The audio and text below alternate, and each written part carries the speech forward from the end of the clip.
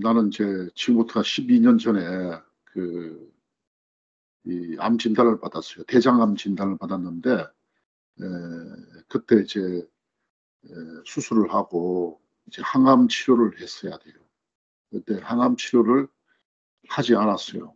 하지 않은 이유는 여러 가지가 있었는데, 어쨌든 병원에서 의사가 이제 항암 치료를 해야 된다고 하는 거를 여러 가지 좀 믿음직스럽지가 않아서 결국은 항암 치료를 하지 않고 그때부터 의학에 대해서 건강에 대해서 관심을 가지고 공부를 하면서 많은 그런 그 치료 수단들, 뭐 의료기기들 접하면서 그렇게 해서 이제 수소 흡입에 대한 어떤 이런 그 치료 방법에 대해서 연구도 하고 뭐 이렇게 해서 수소에 대한 연구를 어, 좀 하게 됐다.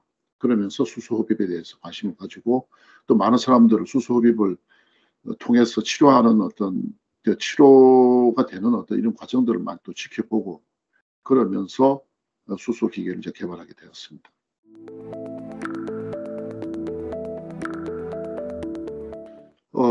우리가 이제 나는 그 의학을 공부하고 또 자연치유 중에 이제 그 기능의학이라는 게 있어요. 기능의학에 대해서 이제 공부를 하다 보니까 치료는 가장 중요한 게 부작용이 없어야 된다. 우리의 약물이라든가 다른 치료 수단은 대부분 다 부작용이 아주 심해요. 어, 부작용이 심한 반면에 근본적으로 치료가 되지가 않습니다. 근데 우리가 음식을 통해서라든가 운동을 한다든가 마인드를 잘 관리한다든가 이런 어떤 방법들은 부작용이 없이 내 몸의 환경을 좋게 해가지고 스스로 치유로 이어지도록 하는 어떤 이런 그 원리가 있는데 이런 원리가 바로 기능의학이라는 것이다. 나는 그 기능의학에 대해서 공부를 하다 보니까 이 수소흡입이라든가 포로바이오 모듈레이션이라든가 각종 여러 가지 우리가 하고 있는 이런 치료 수단에 대해서 더욱더 관심을 갖게 되고 이렇게 해서 연구를 하게 됐다.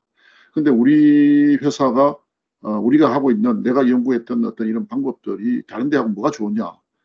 큰 차이가 없어요. 다만 부작용이 없고 빠르게 이렇게 몸의 환경을 좋게 하는 어떤 방법들에 대해서 좀 다양하고 좀 더 깊은 어떤 이런 방법들이 지금까지 없었던 이런 방법들이 좀 디테일하게 이렇게 있기 때문에 그런 것들이 좀 차별이 되지 않나 이렇게 생각합니다.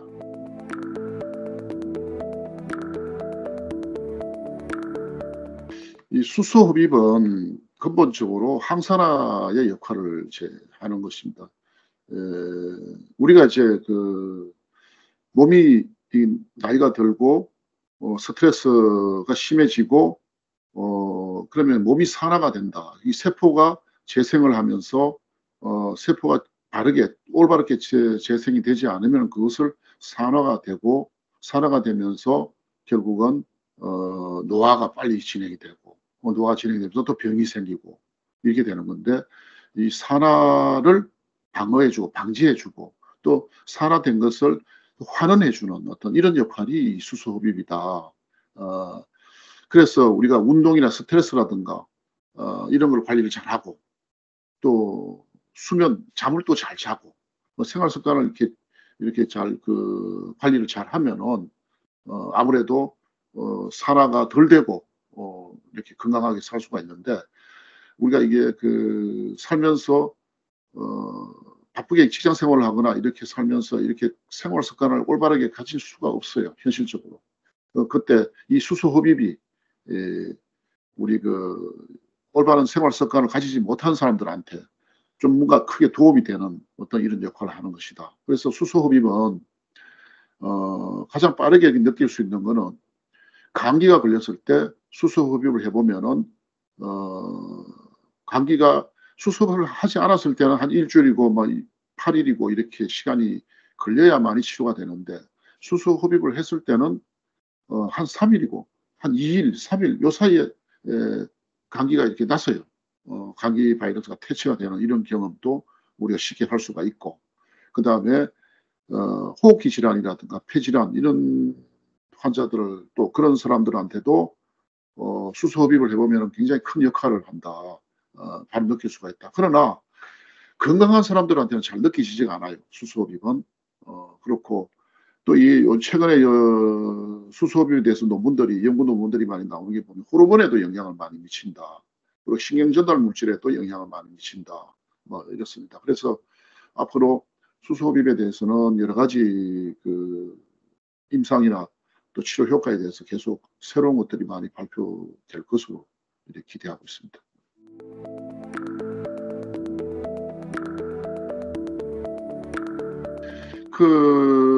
우리 수소 흡입은 이제 아픈 사람들이 흡입을 코로 이렇게 그 산소와 수소 기체를 흡입하는 겁니다. 근데 이 기체가 첫째적으로 아주 깨끗해야 되고 처음에 수소 기체를 기계 속에서 어떤 PMF라는 그 멤브레인을 통해서 발생될 때는 깨끗해요. 깨끗한데 그 수소하고 산소 기체가 이게 통과돼 가지고 나오는 노즐이라든가 또 그 배관이라든가 또 이런 습기를 걸러주는 뜨거운 습기를 걸러주는 어떤 이런 그 부품들을 통해서 나오게 되는데 그런 부품들이 사람이 식품 용기로 식용 용기로 만들어지거나 아니면 의료 용기로 만들어지지 않고 산업용이나 공업용으로 만들어졌을 때는 굉장히 문제가 있다. 크게 뭐냐면은 호수라든가 노즐들이 그 실리콘으로 되어 있기 때문에 수소하고 산소가 통과하면서 황변을 바뀌어요. 변색이 돼요. 황색으로 바뀌고 또 가장 큰 문제는 뭐냐면은 그 수소와 산소 기체에 열을 갖다가 식혀주기 위해서 그 동파이프를 연결해서 동파이프 관 속으로 수소나 산소 기체가 통과되도록 이렇게 해놨다. 이런 경우에는 그 동파이프 관 속에 보면은 산소가 들어가거나 물이 들어갈 경우에는 바로 그 산화가 되버려요.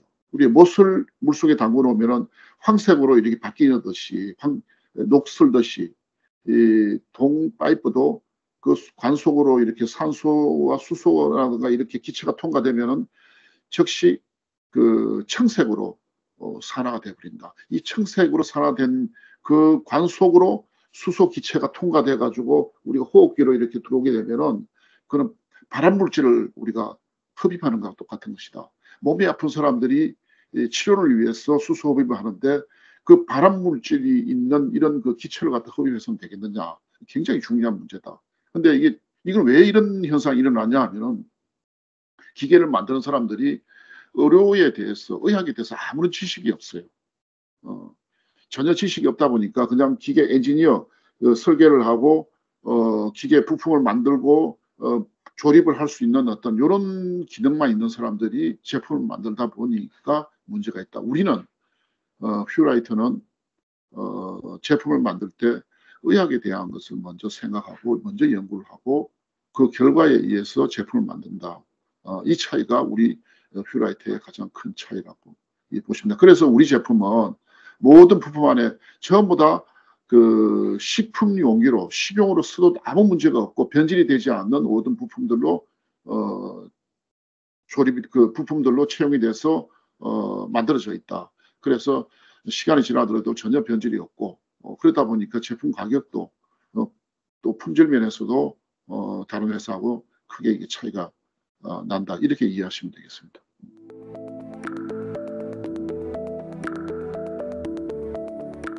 수소 흡입은 건강한 사람들한테는 하게 되면 별로 느껴지지가 않아요. 잘 몰라요. 근데 가장 수소 흡입을 했을 때 느껴지는 거는 아주 피곤할 때, 잠을 많이 못 자거나 피곤할 때 하면은 컨디션이 이게 좀 회복이 되는 느낌이 있고, 그다음에 아까 미리 말씀드렸지만 감기가 걸렸을 때, 감기 바이러스가 있거나 감기가 콧물이 나거나 재채기가 나고 기침이 날 때 이 수소 흡입을 했을 때 치료 시간이 되게 짧아져요. 보통 때는 뭐 일주일이고 8일이고 걸리는데 이거 수소 흡입을 하게 되면 한 2, 3일 정도 치료 시간이 더 짧아지고 그다음에 폐질환이라든가 호흡기 질환 환자들이 이제 한 2시간, 3시간 이렇게 하게 되면은 느낌이 상당히 좋고 반응이 있고 그렇습니다. 그래서 건강한 사람들한테는 크게 느껴지지 않는다. 이게 이제 특징이고, 그래서 또 우리가 그 느끼지지 않더라도 몸속에서 세포 단위에서는 상당한 어떤 변화가 막 일어나고 있다는 것을 이해하시면 된다.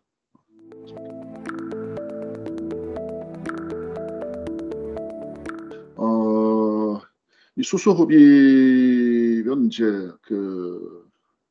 우리가 이제 PBM 챔버, PBM하고 같이 했을 때가 시너지 효과가 크다는 것을 우리가 몇 년 동안 하면서 느꼈어요. 그러니까 혈액순환을 좋게 하고 림프순환도 좋게 하고 호르몬 균형들이 맞추면서 수소흡을 동시에 같이 해요. 이랬을 때 어떤 경우는 상당히 드라마틱한 어떤 이런 그 효과를 치료 효과를 볼 때가 있어요.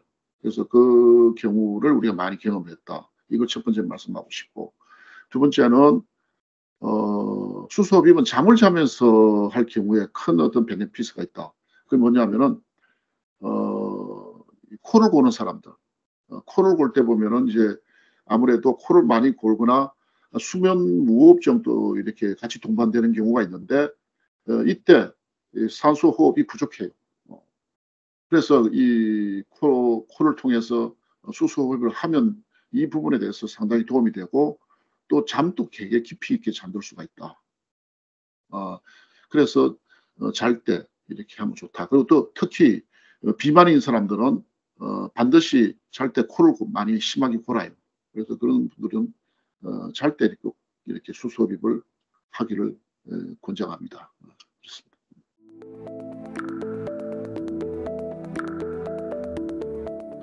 첫째, 사람은 계속 젊은 사람이든 아니면 나이가 많이 든 사람이든 세포가 이제 매일같이 바뀌는 경우도 있고 뭐 이틀에 한 번씩 바뀌는 경우도 있고 세포는 계속 재생을 하는데 이 재생을 하는 과정에서 세포가 산화가 되시게 말아야 된다. 산화.